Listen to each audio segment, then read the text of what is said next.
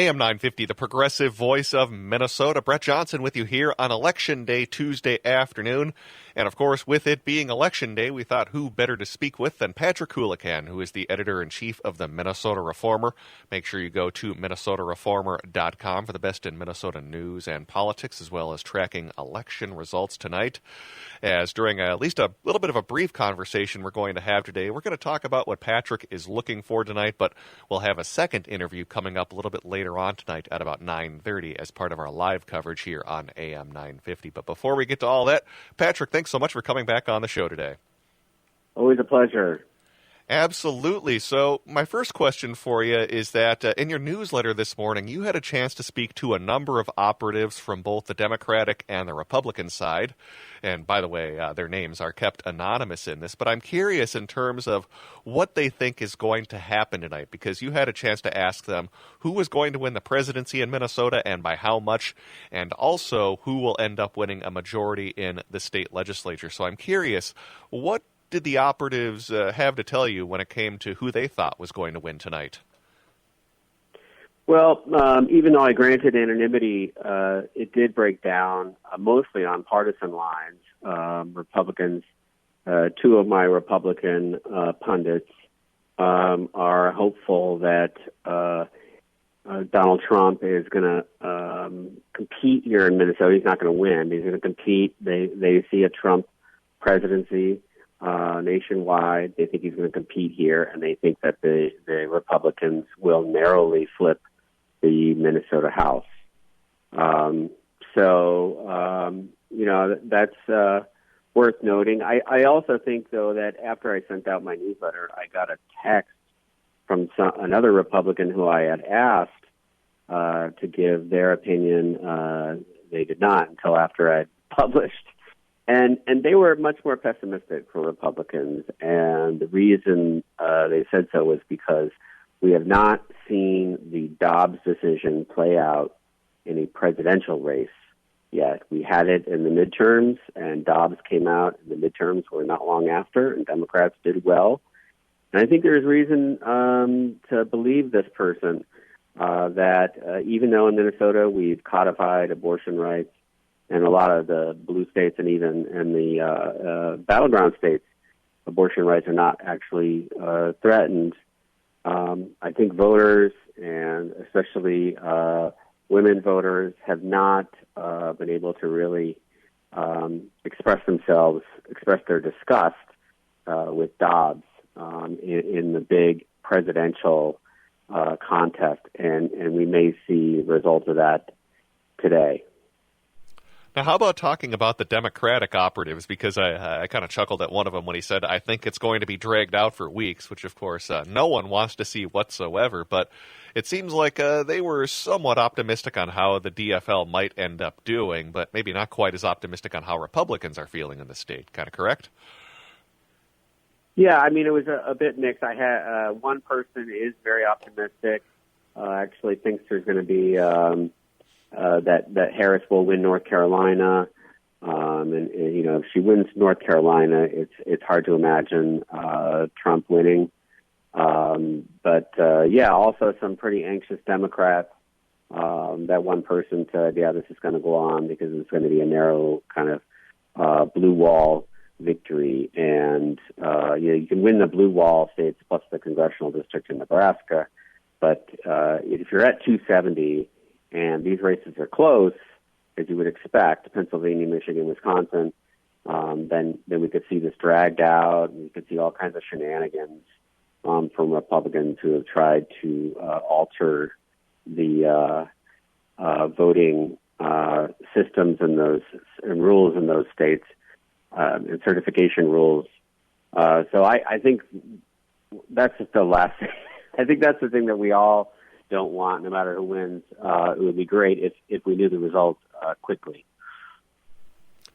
Another question I have for you, and we talked a little bit about this a couple of weeks ago, but I'm curious if your thoughts have changed on how much Harris will have to win by in the state of Minnesota, not only nationally for, of course, Harris to win the presidency overall, but also how that might impact the race for control of the state House of Representatives. Because if I remember correctly, you had a specific margin that you thought Harris had to win by in order for Democrats to keep control of the state House of Representatives. Yeah, I think it's if she wins by 4, then I think that the House is safe for the DFL. And it's interesting that these my Republican pundits who said that they expect the GOP to take back the Minnesota House, they had her margin at, I think, 3 and 4. So right on that bubble, they're 3.5 and 4. So right on that bubble. I still think that's a key number. My other Republican who did not write into me in time for the newsletter, but texted me later, said this person expected something closer to an 8-point Harris margin. Remember that Barack Obama won here in 2012 by 7. Joe Biden won here by 7. That seems like the natural number here. Tim Walz is on the ticket, So I think that's kind of the over-under for me. That's where I would expect this race to be just based on history. Now it comes to that race for the Minnesota State Legislature and control for the House of Representatives. Any races we should specifically be keeping an eye on? I know there's about 15 or so that are largely considered battleground districts, but any among those that really should serve as kind of a bellwether for which direction control of that chamber might end up going tonight? Yeah, I mean, there's 3B. The key here is there's a few districts where Democrats have potential pickup opportunities up in Northeast, outside of Duluth, where a Republican won a seat there by 30-something votes that had been in DFL hands for a long time. There's 2 seats in St. Cloud. That's 14A and B. There's there's St. Peter as a competitive race. 26A is down in Winona. That's a key race. Long-time DFL rep, retired. So you have an open seat there. You've got a band of races in the North Metro. 32B in Blaine. In Lexington, 34A, that's actually farther west, Rogers and Champlin, 35A, Anoka and Coon Rapids, 35B, Coon Rapids. So a lot of North Metro seats, which are, I think, could be challenging for the DFL, but they have good candidates, incumbent candidates, and a financial advantage. And then you've got in the South, Southeast 41A, that's Lake Elmo, Cottage Grove, and 41B, Cottage Grove and Hastings. So some South Metro, some North Metro, and those are going to be the big ones. And then, of course, we shouldn't forget that there's also a special Senate race that will determine control of the state Senate. That's out in the West Metro. I think that should be safely in DFL hands, but if it's a big Trump night, then even that could go, I suppose. And one more question I have for you, kind of circling back to what we were talking about with some of the operatives and their thoughts. I'm also curious what you're thinking could happen, at least in the congressional races in Minnesota.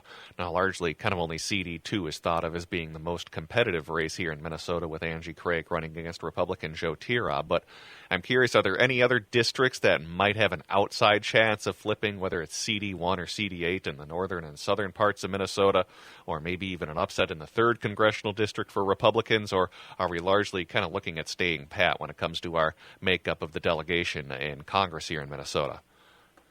I expect the status quo. I think that Angie Craig has got some breathing room in that 2nd district. She's won very close races. After losing in 2016, she won in 2018 and has won some close re-election since. I think she's got a little bit more breathing room this time. And then the other races, you mentioned the 1st and the 8th. I think we're just seeing those districts slowly lose or leave the DFL playing field. They're just not putting a lot of money into those races, even though they came close to winning, certainly in 2018. And so I do expect status quo on the U.S. House.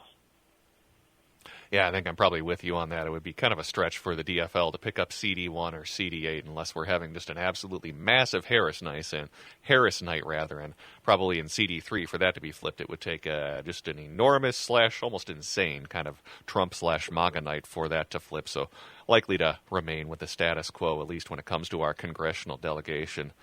Now, final question for you. I'm curious, what sorts of coverage are you guys going to be doing over at the Minnesota Reformer? It looks like you might have some results trackers, so tell us a little bit about what coverage you guys are providing tonight here with the election. Yeah, so we'll have live results from the decision desk. Is a results data aggregator on our site, so you only have to stay on the Reformer site. You don't have to go elsewhere. And that'll track closely who's going to win the state, and then also win the legislature, which is what we're most interested in.